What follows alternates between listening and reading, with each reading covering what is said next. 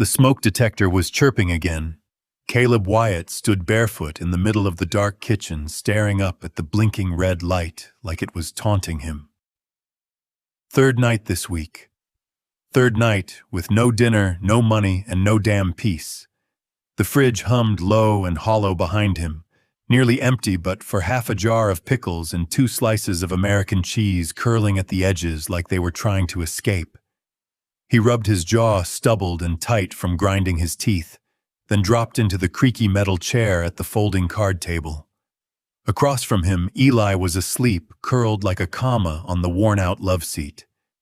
His cracked baseball glove still clutched to his chest, like it could protect him from the world. Caleb didn't have the heart to move it. It was the last gift he'd bought him before things had really gone to hell. Outside, another freight train howled through Pike's Ridge, cutting the night open like a blade. The floor trembled slightly under Caleb's bare feet. He looked down at the unopened envelope in his hands. Thick, cream-colored, no return address. The paper smelled like cedar and dust, like something that hadn't seen daylight in decades. It had come earlier that day by courier, not the regular post.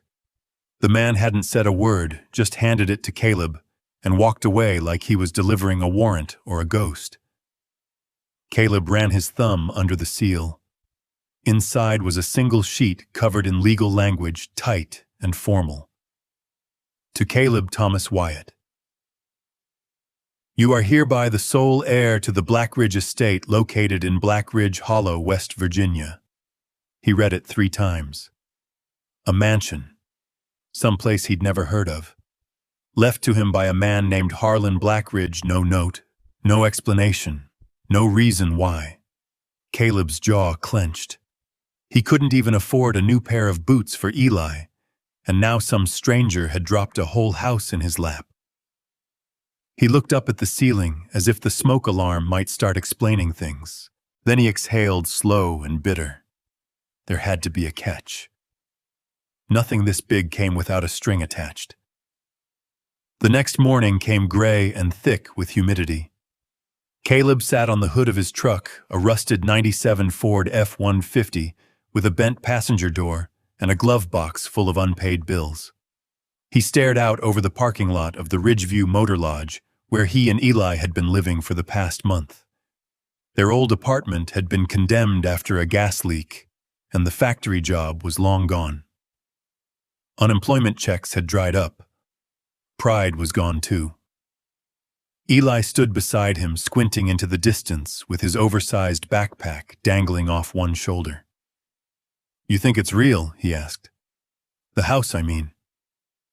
Caleb hesitated. Doesn't feel real. Is it a big house? He nodded, pulling the folded letter from his back pocket. Says it's a mansion. Eli's eyes went wide. Like with towers and secret rooms, maybe. Caleb said, forcing a smile. Could be full of raccoons by now. That'd be awesome, Eli said, dead serious. Caleb chuckled, then went quiet. He ran a hand through his hair, greasy and unwashed. What kind of man couldn't even promise his kid a roof over his head for next week, but now this letter, this chance. Even if it was falling apart, even if it was cursed, a mansion still beat a motel room that smelled like wet socks and cigarette ash. Caleb stood. Pack your things. We're driving south. Eli grinned so wide it broke Caleb's heart a little. Are we really moving into a mansion? Caleb looked down at him, and that's when the quote came. Sometimes, he said, a dead man's gift is just the beginning of a curse. The drive to Black Ridge Hollow was like falling backward through time. They passed through towns that looked half asleep, where rust clung to signs like moss, and the gas stations still had analog dials. Cell service cut out about 20 minutes past the last Walmart.